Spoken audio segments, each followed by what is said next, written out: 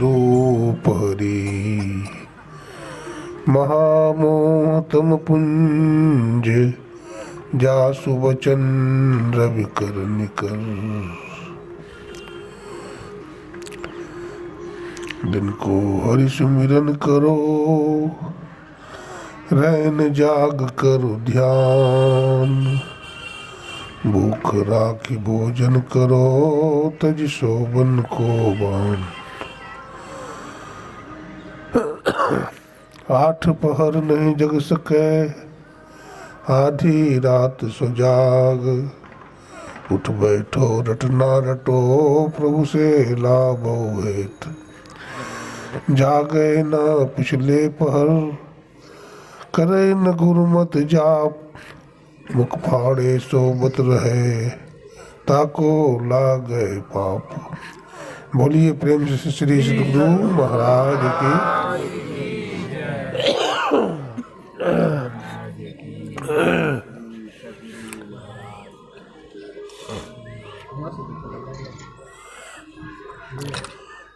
अव्यक्त रूप में अनंत श्री विभूषित परमाराध्य गुरुदेव के त्रैलोक पावन पाद पद्मों में कोटि कोटि नमन। गुरुदेव के मस्तिष्क स्वरूप ब्रह्मलीन पूज्यपाद महर्षि संत सभी परम जी महाराज, उनके हृदय स्वरूप पूज्यपाद ब्रह्मलीन महर्षि साई स्वामी जी महाराज तथा संत मत के वर्तमान आचार्य महर्षि आनंदन जी महाराज के चरण कमलों में कोटि कोटि नमन, कोटि कोटि प्रणाम। आदरणीय सत्संग प्रेमी सज्जनों, भक्तिमती माताओं, बहनों, सबको नमन करते हैं, सबको प्रणाम करते हैं।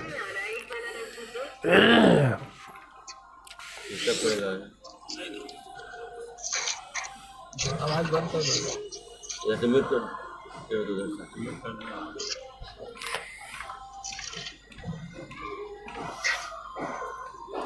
जैसा कि विदित है, आज हम लोग परम श्रद्धेय आदरणीय श्री ओम प्रकाश जी के घर में सत्संग करने आए हैं। गुरु महाराज की बड़ी कृपा है। अभी सत्संग में हम लोग बैठे हैं, ग्रंथ पाठ हुआ। ग्रंथ पाठ में आप लोगों ने बहुत ही मधुर स्वर में नवदा भक्ति सुन रहे थे।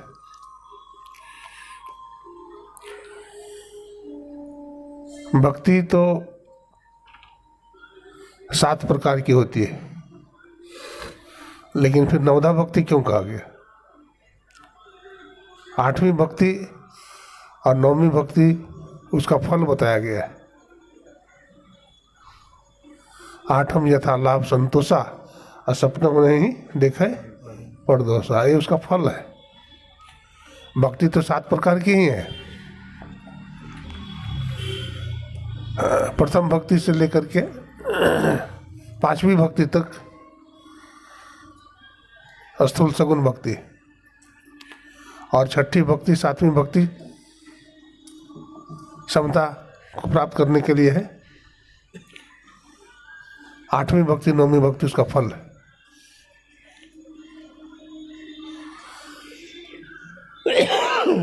तो भक्ति का मतलब क्या होता है? भक्ति का मतलब होता है समर्पण करना, न्यौछावर करना।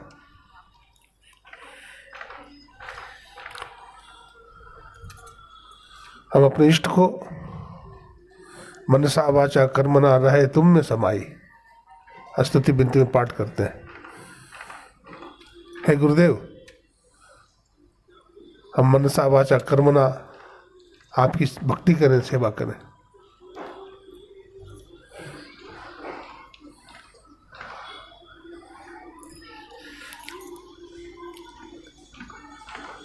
ये मनसा वाचा कर्मणा हो नहीं पाता, कठिन है।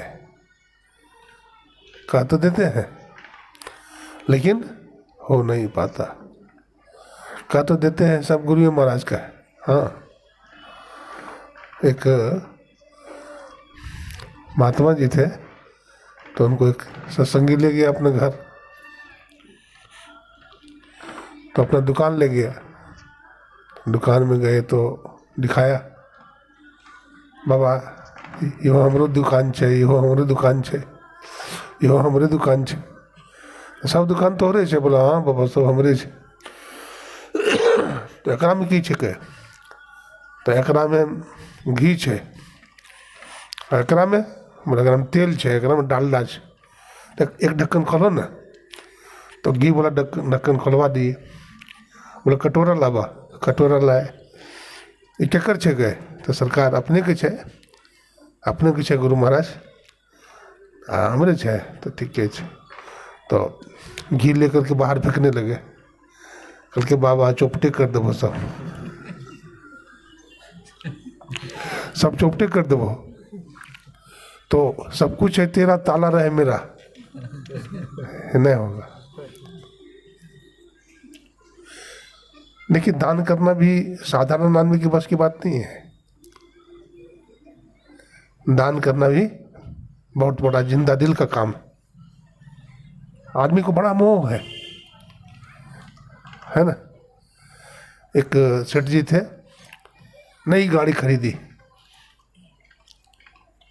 वो बहुत बड़े अफसर थे, डीएम थे, डिस्ट्रिक्ट मजिस्ट्रेट। अब बिल्कुल चमचमाती हुई गाड़ी खरीदी और पूजा पाठ करके मंदिर से आ रहे थे। तो रेलवे क्रॉसिंग के पास गाड़ी खड़ी है। अब गाड़ी आ रही है, अब अफसर हैं तो उनको जल्दी है। तो गेट कीपर ने मना किया कि देखिए अभी नहीं जाइए। तो अफसर हैं, कलेक्टर हैं, पावर रखते हैं। बोले नहीं खोल दो थोड़ा सा। बोले गाड़ी एकदम आने वाली है। लेकिन थोड़ी भीड़ थी, अब वो नहीं माने। अब देखिए गाड़ी बढ़ा दी। अब गाड़ी बढ़ा दिए तो अब गाड़ी है तो मार रही है। अब कोई उपाय नहीं है, गाड़ी स्पीड में है। अगर गाड़ी चली भी गई तो क्या बात है, उतर जाते तो जान बच जाती। लेकिन गाड़ी का मोह है, गाड़ी का मोह है। कलेक्टर साहब थे, उनकी पत्नी थी, उनका बच्चा था, नई गाड़ी लिए थे। सब उतर जाते तो सब बच जाते, लेकिन गाड़ी का मोह है, बैठले रह गए। बस गाड़ी चढ़ाते भी चला गया। 5 लोगों का स्पॉट डेथ हो गया, है ना। मोह सकल व्याधिन कर मूला। मोह सकल व्याधियों की जड़ है। तो मोह ममता खत्म हो जाए, इसलिए ईश्वर की भक्ति करते हैं। मोह ममता, मोह सकल व्याधिन कर मूला। अब मोह निशा सब स्वप्न निहारा। देखिए स्वप्न अनेक प्रकार, जीव अनेक प्रकार का स्वप्न देखता है। यही जगह जहाँ में नहीं जागे हैं योगी लोग जागते हैं, भोगी लोग सोते हैं, और जोगी लोग जाग जाते हैं ब्रह्म मुहूर्त में। भगवान श्री कृष्ण कहते हैं या निशा सर्वभूतानाम तस्याम जागृति संयमी। जब भोगी लोग सोए रहते हैं तो योगी लोग जाग करके भजन करते हैं भगवान का।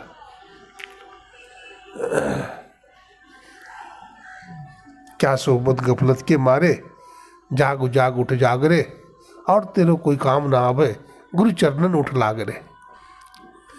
यह तन चोला बड़ा अमोला, लगत दाग पर दाग रे। 2 दिन का गुजरान जगत में, जर्द मोह का आगरे। रैन बसेरा कर ले डेरा, चलन सवेरा ताकरे।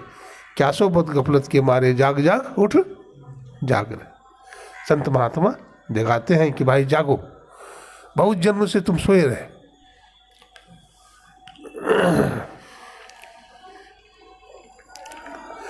जगा हुआ आदमी का लक्षण क्या है? जगा हुआ आदमी का लक्षण क्या है? वो ध्यान भजन करेगा। जब ध्यान का समय हो जाएगा तो उसको बेचैनी हो जाएगी। जब सत्संग का समय होगा तो उसको बेचैनी हो जाती है, तो पहले से तैयारी करने लगेगा। सोया आदमी कराटा लेकर सो रहा है, वो सोया हुआ है। जगा हुआ आदमी पवित्र हो जाता है, उसमें पवित्रता बढ़ने लगती है।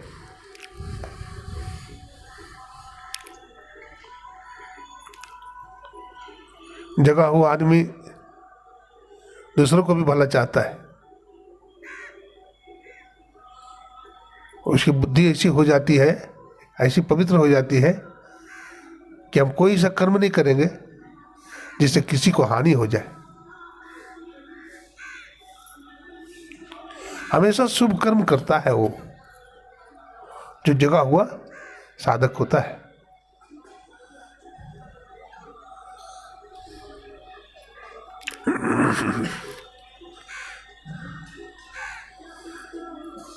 अभी नवदा भक्ति सुन रहे थे।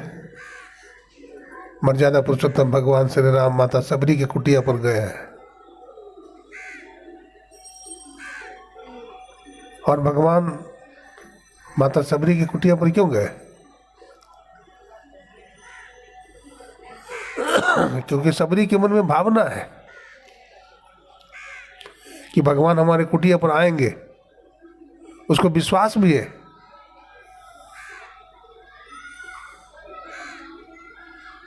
एक कवि ने लिखा है, देखिए भक्त की भी इच्छा होती है, भगवान की इच्छा होती है। प्रभु खींचे हुए बंधे हुए चले आएंगे, जरा तारों से तार मिला करके देख। पाया धन्ना ने पत्थर की मूर्ति मानकर, पाया मीरा ने विष का अमर पान कर, पाया कुब्जा ने चंदन लगाकर उसे उन्हीं चरणों में मस्तक घिसा करके देख। प्रभु खींचे हुए बंधे हुए चले आएंगे, जरा तारों से तार मिला करके देख। प्रभु आ जाएंगे, खींचे हुए बंधे हुए आ जाएंगे, जरा आप तार से तार तो मिलाओ।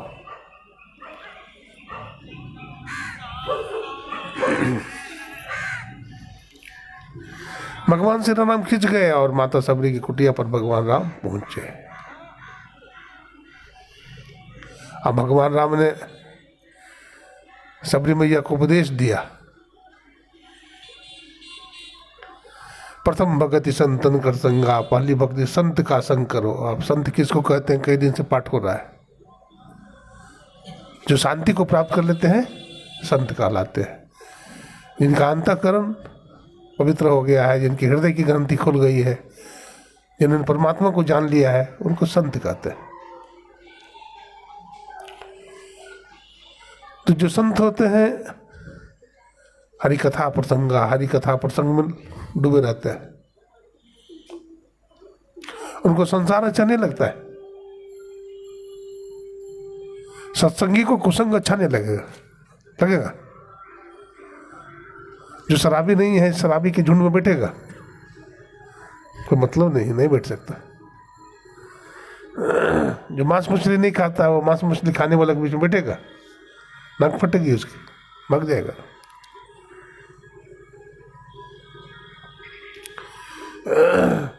अज्ञानी अज्ञान की अवस्था में कर्म करता है। जब उसको ज्ञान हो जाता है तो उस चीज से घृणा भी हो जाती है उसको, लेकिन जब तक उसमें फंसा हुआ है तब तक उसको गंध का पता नहीं चलता। एक बार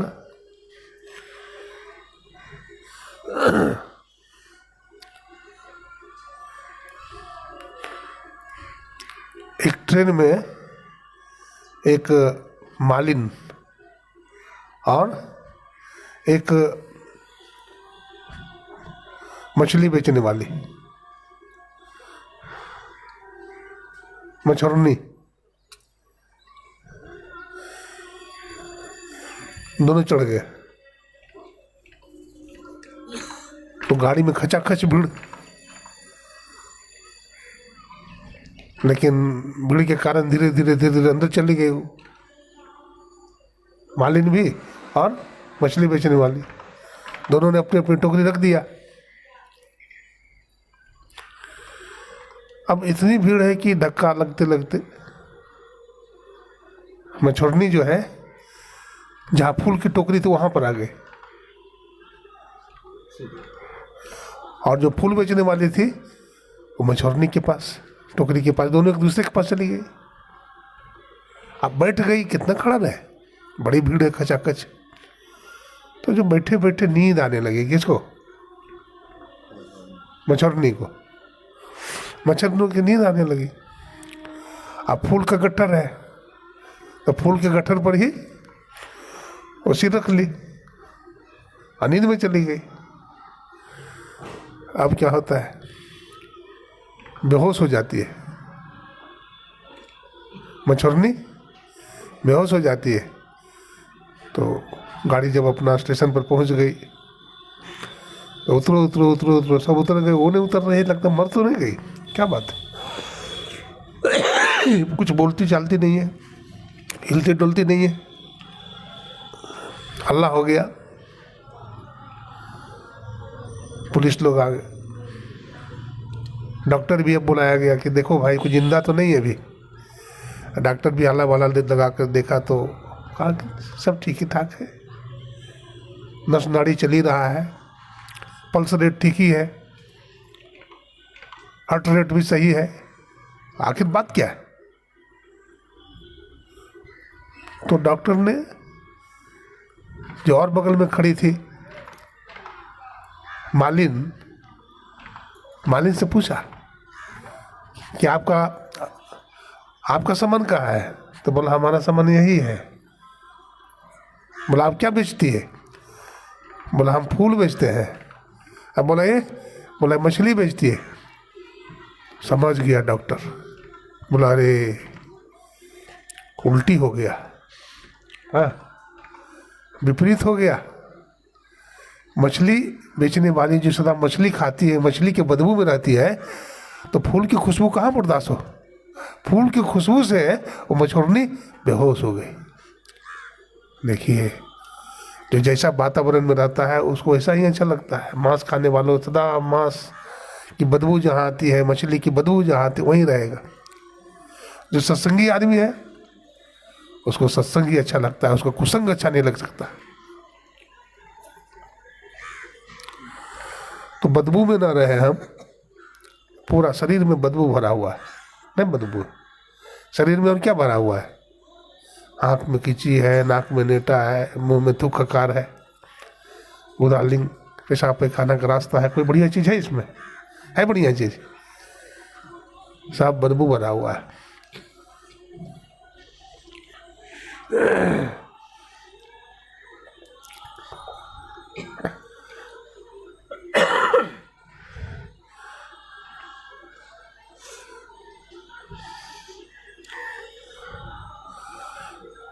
केवल बाहर की सफाई है, बर्क सोने की लगा है गोबर की मिठाई पर, हाँ। तो अंदर में बदबू ही बदबू भरा हुआ है। संत महात्मा कहते हैं भजन करो तुम्हें सुगंधी भी मिलेगी, और सुगंधी तुम्हारे अंदर है। वो सुगंधी तुम्हारे अंदर है, लेकिन वो सुगंधी तुम्हें तब मिलेगी जब तुम्हारा आचरण, तुम्हारा कर्म सही हो जाएगा। जब तुम ईश्वर भक्ति की तरफ चलने लगोगे। भगवान बुद्ध जिस कुटिया में ठहर जाते थे उसका नाम गंध कुटीर पड़ जाता था। हाँ, योगी संत महापुरुष के शरीर से सुगंधी निकलती। आप योग दर्शन पढ़ेंगे तो उसमें वर्णन मिलेगा। उनके शरीर में देखिए क्या बिजली गई कि जो ध्यान की गहराई में जाता है, कस्तूरी कुंडल बसाए मृग ढूंढे बनमाही, ऐसे घट में पीव है दुनिया जाने नहीं। कस्तूरी होता है नाभि के हिरण के नाभि में न, और इधर उधर ढूंढता है, खोजता है, अब भटकता है, लेकिन उसी के अंदर खुशबू है। तो वो खुशबू, वो सुगंध हमारे अंदर में ही है। कौन प्राप्त करेगा? कठोपनिषद के ऋषि ने कहा क्या कहा? कश्चित धीरा प्रत्यगात्मान में क्षत दावृक चक्षु मूर्तत्व मिच्छन। कोई कोई धीर पुरुष ढके हुए नेत्र वाला होकर अपनी आंख को बंद करके वो अमृत का पान करते हैं। कोई कोई बिरला यही विधि नाम कहे, कोई कोई माँ का बिरला भगवान का भजन करते हैं। जिसको संसार से विरक्ति हो जाती है, संसार का भोग भोगते भोगते मन उब जाता है, लगता है इसमें सुख नहीं है, इसमें सुख नहीं है, सुख कहीं और ही है। अगर इसमें सुख होता तो इतने दिन भोगने के बाद सुख मिल गया होता। अगर सुख नहीं है तो सुख तो कहीं होगा। हमारे गुरुदेव ने कहा, खोज करो अंतर उजियारी, अदृष्टिवान कोई देखा है। खोजो अंदर में, अंदर में चलो। लेकिन सब कुछ कहते अंदर में न। कोई आपसे पूछेगा आपका क्रोध कहाँ रहता है, आपसे कोई पूछेगा आपका क्रोध कहाँ रहता है, तो क्या बोलिएगा? अंदर में। लोभ कहाँ रहता है, तो आपके अंदर में, ये नहीं कहिएगा। काम कहाँ रहता है, तो आपके अंदर में। मन कहाँ रहता है, तो कहिए अपने अंदर में। ईश्वर कहाँ रहते हैं, तो कहिएगा अपने अंदर में। तो सब कुछ अपने अंदर में है। इसलिए गुरुदेव ने भी कहा, अंतर की अंतिमतः में गुरु हैं, अब मन पता पाता नहीं, और नैनों के तिल में ज्योति उनकी, और नजर में आता नहीं। अंग संग हर वक्त रहता, प्रकट हो आता नहीं, हो रहे हैरान सागिल, जल्द दिखलाता नहीं। क्यों भटकता फिर रहा तू ऐ तलाशे यार में, रास्ता सहरग में है दिलबर पे जाने के लिए।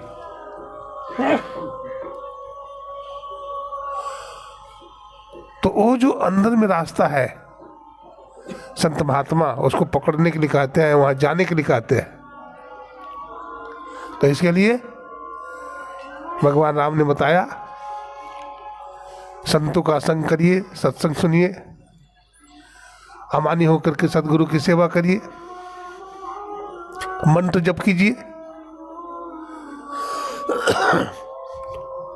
और फिर समदम कीजिए। हमारा इंद्रियां चंचल है, हमारा मन चंचल है, आंख चंचल है, चंचल है ना। तो इसकी चंचलता कैसे दूर होगी? इसकी चंचलता दूर होगी, दम का पालन कीजिए। इंद्रियां भागता है, उसको रोकिए, रोकते रोकते इंद्रियां रुक जाएगी। तो दम का अभ्यास कीजिए, मन को रोकिए, मन को काबू में कीजिए, मन को बस में कीजिए। मन मारो तन बस करो, साधो सकल शरीर, अब फिकर फार कथनी करे, ताका नाम फकीर। फकीर का मतलब ऐसा नहीं जो भगवा कपड़ा पहन लिया है। फकीर का मतलब होता है जो फाका हो गया है? जो फाका हो गया है वो फकीर है। मन लागो मेरो यार फकीरी में, भला बुरा सबका सुन लीजिए, कर गुजरान गरीबी में, मन लागो मेरो यार फकीरी में। जो सबका भला बुरा सुन लेता है, फकीर वही बन सकता है। गुलाब की माला पहना दिया तो खुश हो गया, और गाली बक दिया तो नाराज हो गया, वो फकीर नहीं हो सकता। सुख और दुख में जो सम्र भाव में रखता है, भगवान कहते हैं लाभा लाभ जे आज हो, लाभ और हानि में भी सम रहता है। और भगवान ने कहा समत्वम योग उच्चते, समता को योग कहा भगवान ने। क्या समता? क्या समता? समता का मतलब हुआ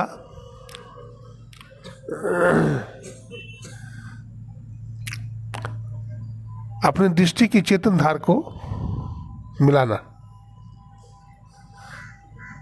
दृष्टि साधन की क्रिया करना। हमारे गुरु महाराज ने कहा प्रथम ही धारो गुरु को ध्यान, हो सुरति निर्मल हो बिंदु ज्ञान। दो नयन बीच सन्मुख देख, एक बिंदु मिले दृष्टि दो रेख। कहते हैं दृष्टि की जो चेतन धार है उसको एक जगह में क्या करिए, मिलाइए।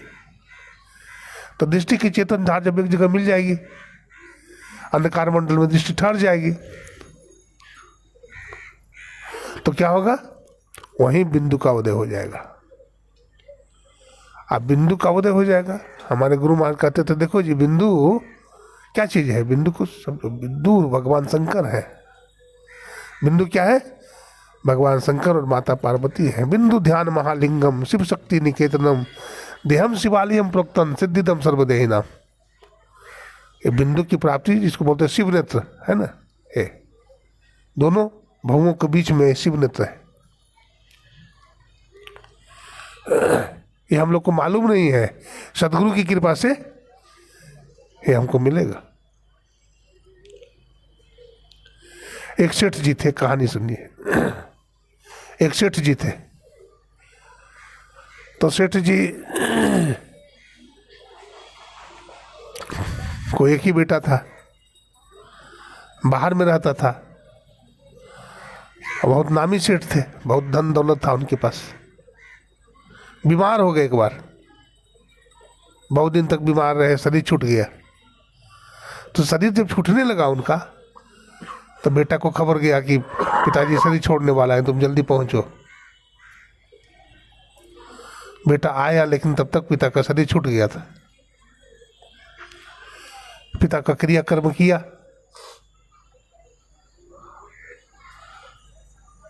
अब क्रियाकर्म करने के बाद पहले तो खजाना ही देखता है, हमारे बाप क्या छोड़ के गया है। खजाना देखने लगा, तो खजाना कहीं मिला नहीं, तो बड़ी चिंता हुई। अरे हमारे पिताजी को तो बहुत धन संपत्ति थी, खजाना कहाँ रखे।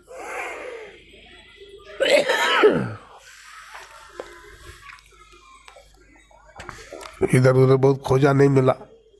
तो जो मुनीम था उसके यहाँ, मुनीम के पास गया, कहा मुनीम जी, जो हमारे पिताजी के पास तो बहुत धन संपत्ति था, आप हिसाब लिखते थे, पिताजी का सब हिसाब आप लिखते थे।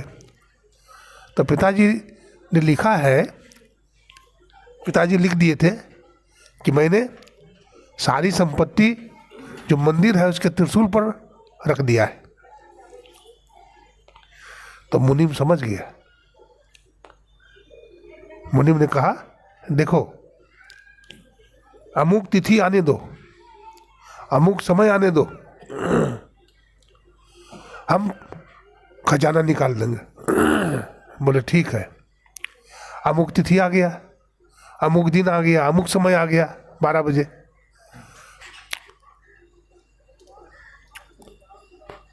त्रिशूल की परछाई पड़ रही थी एक जगह पर।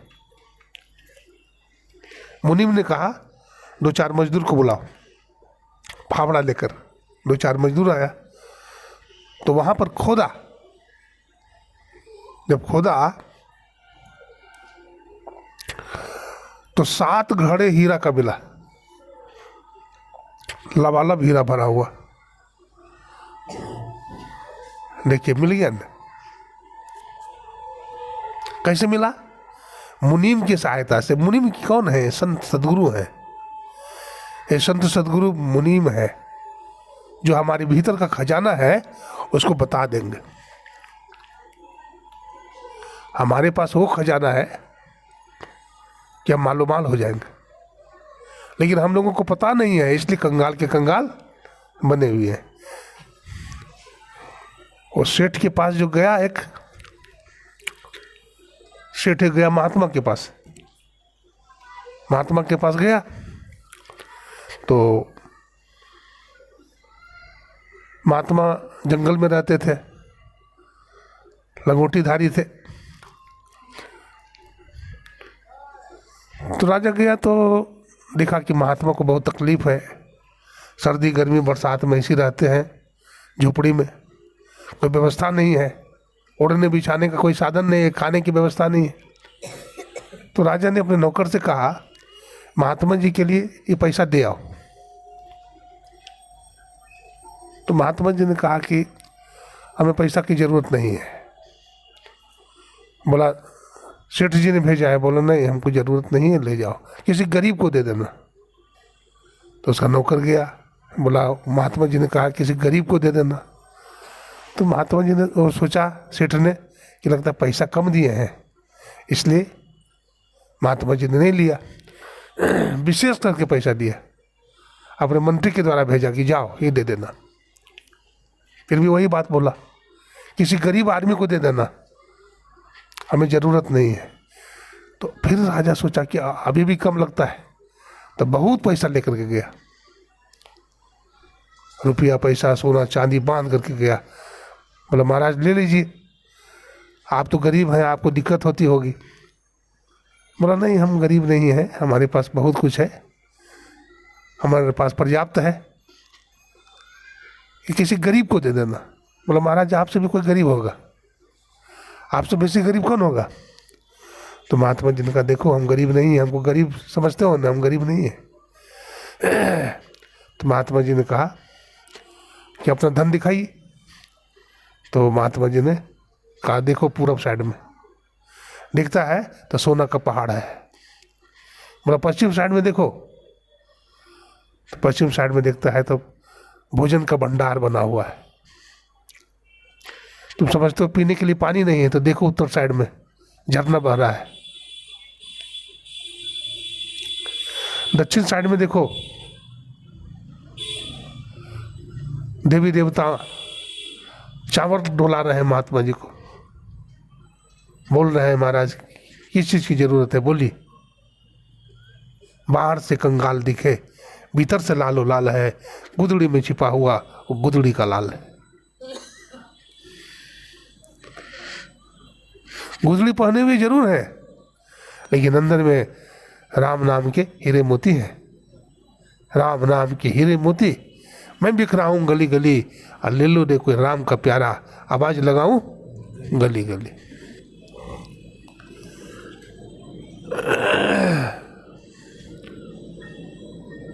अब बादशाह ने कहा कि राजन देखो हम गरीब नहीं हैं, तुम्हें कुछ धन की जरूरत हो तो हमें बताओ, तुम्हारे पास जितना लोहा है सब हमारे पास ले आओगे तो मैं सबको सोना बना दूंगा, हमारे पास वो जड़ी है। तो राजा सोचने लगा कि भाई महात्मा जी बात तो सही कहता है, हमारे पास तो बहुत लोहा है, हमारे पास गाड़ी भी है, गाड़ी में लोहा भर के अगर 10-20 गाड़ी ले जाए, अब महात्मा जी कहीं सोना बना दिया तो मालूम माल हो जाएंगे, और सोना की हमको ज़रूरत भी है, हम राजा है। तो रातों रात राजा 10-20 ट्रक पर लोहा लाद करके ले गया। अब ब्रह्ममुहूर्त का समय था, महात्मा जी भजन कर रहे थे, और खड़खड़ की आवाज़ हुई। तो महात्मा जी जगे कि कौन आ गया भाई खड़खड़ करने के लिए। तो देखा तो वही राजा खड़ा है। बोला भाई कौन है? बोला महाराज कल देखे थे ना, कल जो मैं आया था और आपने कहा था लोहा को सोना बना दूंगा, तो मैं लोहा बहुत सारा लेकर के आया हूँ, 10 ट्रक पर लेकर के आया हूँ, आप सोना बना दें। तो महात्मा जी ने कहा कि सुबह नहीं होता, जो रातों में आ गया, सुबह होने देता, अभी भजन का समय है, हमारे पास आए हो तो बैठना पड़ेगा, तुमको इंतजार करना पड़ेगा, और ऐसे सोना नहीं बनाऊंगा, कुछ दिन हमारे पास रहना पड़ेगा, हमारी सेवा खिदमत करना पड़ेगा, तब हम सोना बनाएंगे। और राजा ने सोचा कौन सी बड़ी बात है, कुछ दिन महात्मा की सेवा कर देंगे तो हमारा भला भी हो जाएगा और धन भी मिल जाएगा, क्यों नहीं महात्मा जी की सेवा कर दे। और आ गया महात्मा जी की सेवा करने लगा वो खूब दिल से। एक दिन महात्मा सेवा से खुश हो गए, तो महात्मा जी ने राजा से कहा राजन तुम्हारी सेवा पूरी हो गई, मैं खुश हो गया, अब लाओ तुम अपना लोहा को सोना बना देता हूँ। और इधर तो राजा को भजन करने की युक्ति सिखा दिया था महात्मा जी ने। अब भजन करने लगा था। अब 1 साल में भजन में चढ़ाई हो गई उसकी। तो राजा ने कहा महात्मा जी, अब मुझे बाहरी सोना की जरूरत नहीं है। अब हमें सोना का भंडार भीतर में मिल गया, अंदर में मिल गया। अब हमको बाहरी सोना नहीं चाहिए। तो भीतर का जो सोना है कहाँ मिलेगा, कैसे मिलेगा, संत रूपी मुनीम बताते हैं। जब तक हमारे जीवन में भी संत रूपी मुनीम नहीं मिलेंगे तब तक हम लोग भी भटकते रहेंगे।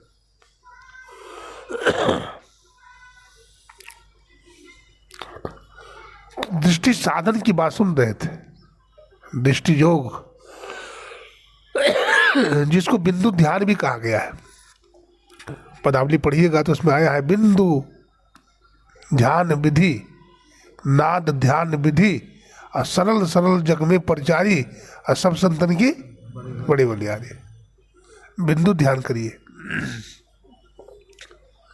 अब देखिए हमारा देश भारतवर्ष है, इसमें अवतारवाद है ना?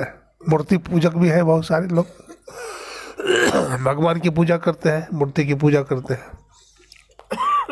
कोई राम की पूजा करते हैं, कोई श्री कृष्ण की पूजा करते हैं, कोई काली की पूजा करते हैं, कोई दुर्गा की करते हैं, कोई हनुमान जी की पूजा करते हैं, और सब मूर्ति बनाते हैं। हमारे गुरु महाराज कहते थे सबसे पहले कलम को कागज पर रखो तो क्या बनता है? बिंदु बनता है। बिंदु बनता है ना। कलम को कागज पर रखिए तो सबसे पहले बिंदु बनता है। जैसा रोशनाई रहेगा, स्याही रहेगी, वैसा ही बिंदु बनेगा। अगर लाल स्याही तो लाल बिंदु, श्यामल स्याही तो श्यामल बिंदु। तो पहले बिंदु बनता है, अब बिंदु से फिर शब्द हम लिख लेते हैं, और उस बिंदु से फिर हम कोई चित्र भी बनाते हैं। चाहे काली का बनावे, चाहे दुर्गा का बनावे, चाहे हनुमान का बनावे, चाहे श्री राम का बनावे, बन जाएगा। गुरु महाराज कहते थे जैसे तुम कलम को कागज पर रखा तो सबसे पहले बिंदु बनता है। जो बिंदु का ध्यान करता है वो 33 करोड़ देवी देवता का ध्यान करता है। देवी देव समस्त पूर्ण ब्रह्म परम गुरु में करे निवास, कहता है संत सब। तो एक सदगुरु में 33 करोड़ देवी देवता का वास होता है। तो ये संतों की युक्ति है। युक्ति लोग नहीं समझ पाते, अब भटकते रहते हैं। संतों की युक्ति को बढ़िया से समझने की जरूरत है।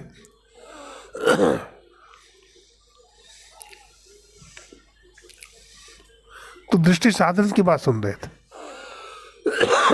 गुरुदेव लिखते हैं दृष्टि योग अभ्यास अति ही करत ही करत, आ कपनी सहजे छूटे प्रौढ़ होवे सूरत, तिल दरवाजा टूटे नर की जोर से, अरे हारे में ही लगे टकटकी खूब जोर बड़ जोर से। कहते हैं दृष्टि योग अभ्यास। अपनी क्या है? जब हम ध्यान करते हैं तो सूरत कांपती है ना, सूरत हिलती है। पेंडुलम की घड़ी देखा, दीवार घड़ी, तो दीवार घड़ी में पेंडुलम होता है। पेंडुलम के ऊपर कोई कीड़ा बैठ जाए तो कीड़ा भी हिलेगा कि नहीं? कीड़ा भी हिलेगा। कीड़ा सोचता है कि हम न हिले तो पेंडुलम से हटना पड़ेगा, दीवार पर बैठना पड़ेगा ना।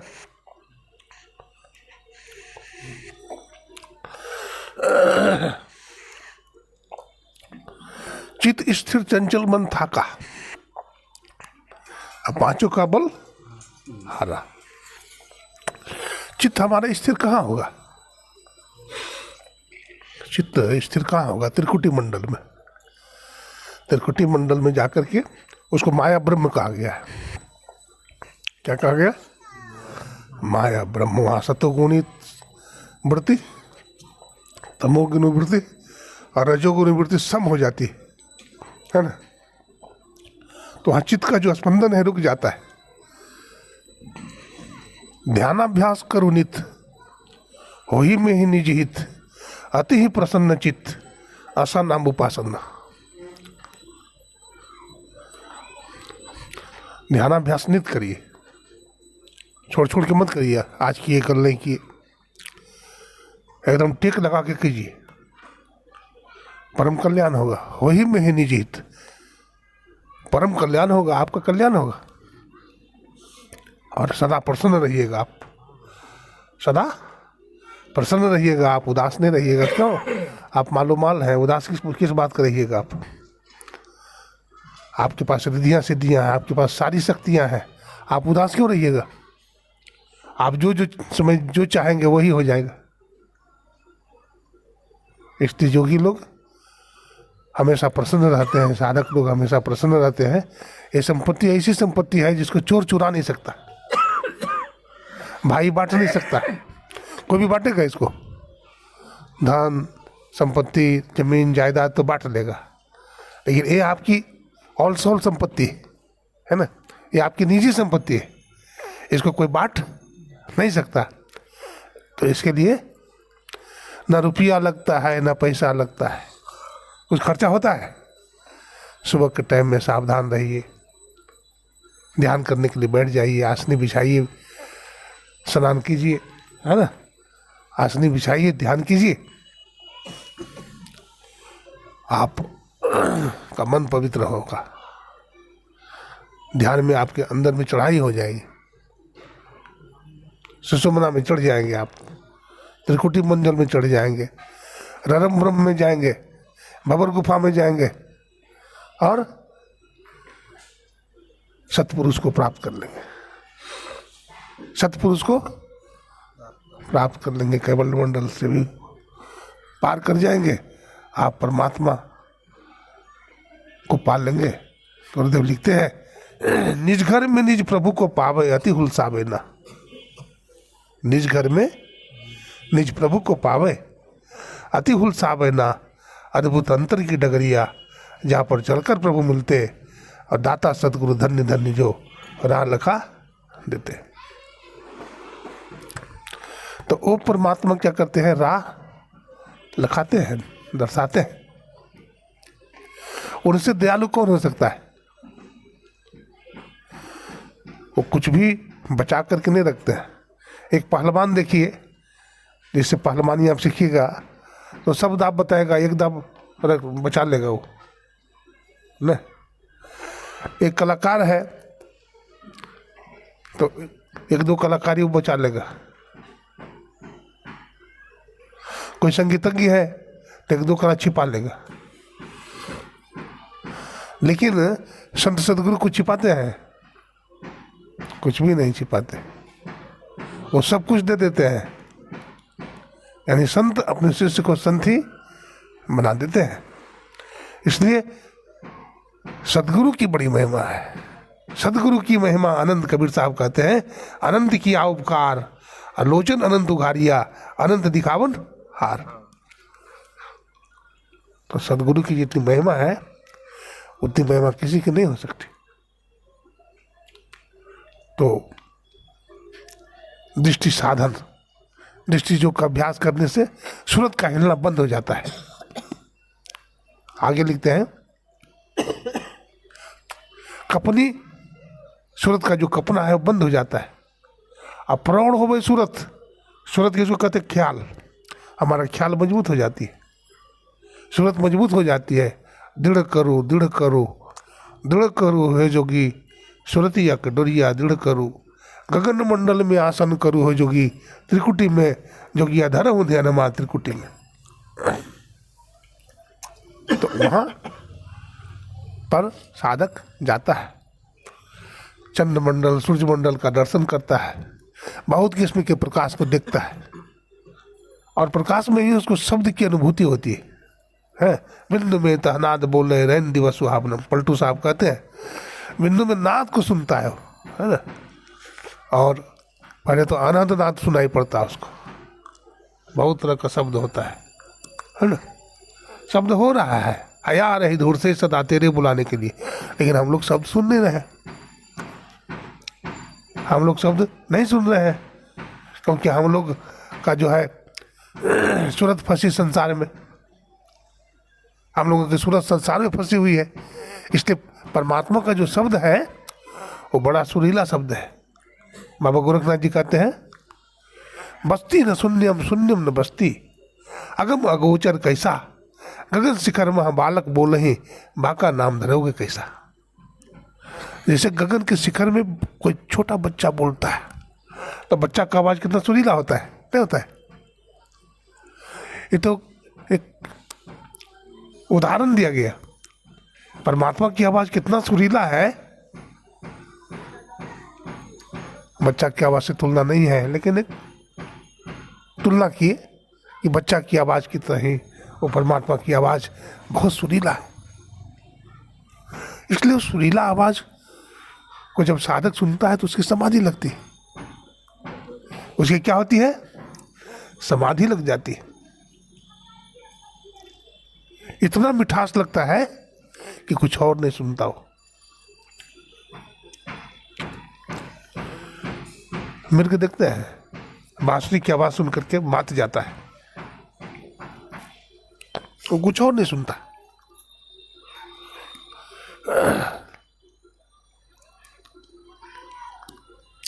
मनोमत गजेंद्रस्य विश्वोद्यान चारिना नियामन समर्थोयम निनादो निष्ठांकुशा, माद मदांध चित्त को, हाँ, जैसे हाथी होता है, हाथी को बस में करने के लिए हाथीमान अंकुश का प्रयोग करता है, ठीक उसी प्रकार से साधक के पास एक अंकुश होता है जो सदगुरु देते हैं। गोस्वामी जी लिखते हैं,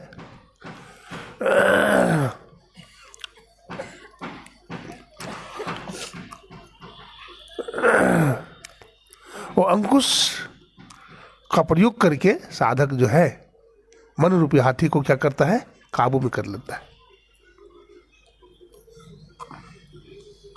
इसलिए जो सदगुरु का दिया गया मंत्र है वो बड़ी पावन है, और उस मंत्र को हम जपेंगे, पूरी ईमानदारी के साथ जपेंगे, विश्वास के साथ जपेंगे, तो हमको हर प्रकार की रिद्धियाँ सिद्धियाँ मिल जाती है। मतंग ऋषि ने माता सबरी को जो दिया, देखिए माता सबरी इतनी महान क्यों होंगे, वो अपने गुरु की सेवा की, सेवा से महान हो गई माता सबरी में। धर्मदास जी महाराज सेवा करके, गुरु की सेवा करके महान हो गए। महर्षि में ही परमहंस जी महाराज, महर्षि संसेवी जी ने सेवा किया और महान बन गए। सेवा कुछ नहीं जान तो सेवा ठान, है ना। तो गुरु महाराज के बहुत सारे सेवक हुए, महर्षि संसेवी जी महाराज, महर्षि साई स्वामी जी महाराज, हमारे पूज्यपाद स्वामी श्रीधर दास जी महाराज, ये सब बड़ी सेवा की है। नेपाल में भी एक स्वामी जी हुए, स्वामी नेपाली बाबा, है ना, इनका नाम पूज्य पाद स्वामी भुजंगी बाबा था। ये सब बड़े उच्च कोटि के साधक थे, जिन्होंने हाँ, पूज्य दल बहादुर बाबा, तो बहुत सेवा की इन्होंने, बहुत साधना की इन्होंने, तो उन्होंने प्राप्त कर लिया। हम भी सदगुरु की सेवा करें, भजन करें, पंचपाप से अपने आप को बचाएं। गुरु महाराज का ऐसा संस्मरण है ना, कि जिसका वर्णन नहीं कर सकते हैं। गुरु महाराज का एक संस्मरण सुनाते हैं, बोलिए प्रेम से श्री सदगुरु महाराज की।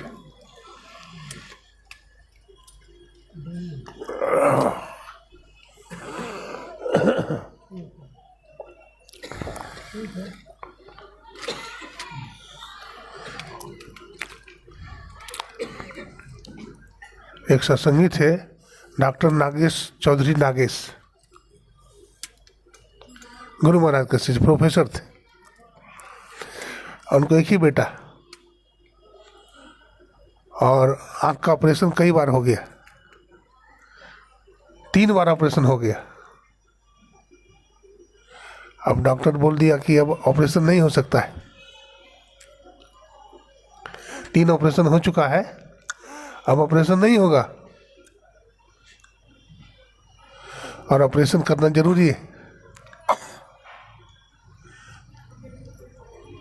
आँख खराब हो जाएगा तो आँख में जीवन भर कभी रोशनी नहीं आएगी। तो नागेश बाबू बहुत घबरा गए। ऑपरेशन कराए बिना बनेगा भी नहीं, ऑपरेशन होगा तो आँख खराब हो जाएगा, एक ही बेटा है। बहुत चिंतित हो गए, चले गए गुरु महाराज के पास। बहुत उदास थे। गुरु महाराज को प्रणाम करते हैं, कहते हैं गुरुदेव हमारे ऊपर बहुत बड़ा संकट आ गया है, आपकी कृपा से हमको एक ही बेटा हुआ, उसकी आंख खराब हो गई, डॉक्टर से इलाज चला, 3 बार ऑपरेशन हुआ, चौथा बार फिर आंख खराब है। डॉक्टर बोलता है अब ऑपरेशन नहीं हो सकेगा, अगर ऑपरेशन होगा तो फिर आंख की रोशनी नहीं आएगी। तो हुजूर क्या करें?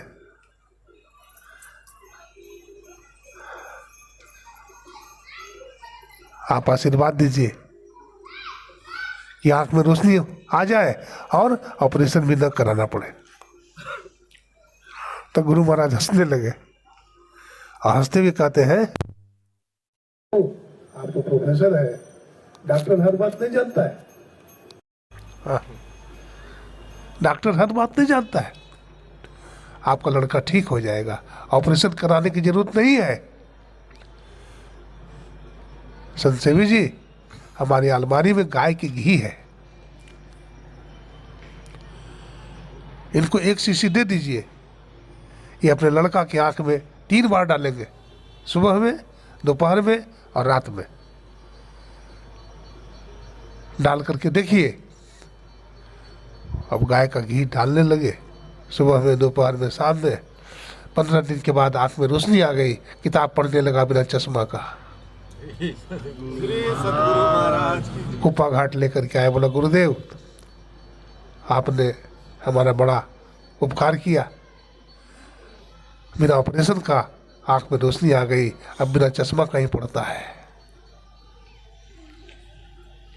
तो जो न करे लकीर सो करे फकीर, है ना, फकीर करते हैं।